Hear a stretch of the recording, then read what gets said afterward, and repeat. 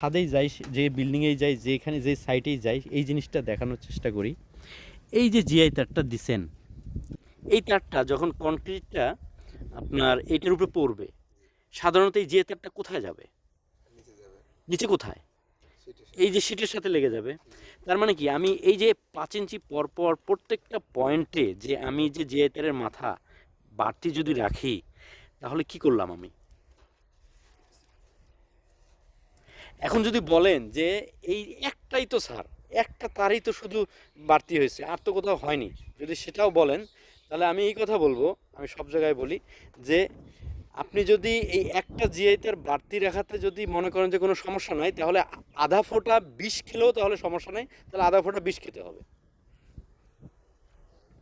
যদি একটা জিআই তার এরকম সমস্যা যদি না করে আপনাদের কথা মতো, তাহলে আমি বলবো একটা আধা ফোঁটা বিষ, সেটাও খেলে কোনো সমস্যা হওয়ার কথা না। সো যদি যদি আধা ফোঁটা বিষ খাওয়া যায়, যদি যায় কোনো সমস্যা না হয়, তাহলে আপনিও এরকম দুই একটা জিআই তারের মাথা বাড়তি রাখেন, কোনো সমস্যা হবে না। কথা একেবারেই ক্লিয়ার। এই যে বিমে বিমে দেখেন এইখানে এই যে জিআই তারের মাথাগুলো কোথায় এসে আছে, হ্যাঁ, কোথায় এসে আছে এই জিআই তারের মাথাগুলো? আপনি যখন এখানে কনক্রিটটা ছাড়বেন, সাধারণত ভাইব্রেটরটা এখানে ধরবেন, রাইট? ধরলে কি হবে? কনক্রিট এদিকে সাইডে চলে আসবে, তাহলে আমার ক্লিয়ার কভারটা ডিস্টার্ব হচ্ছে।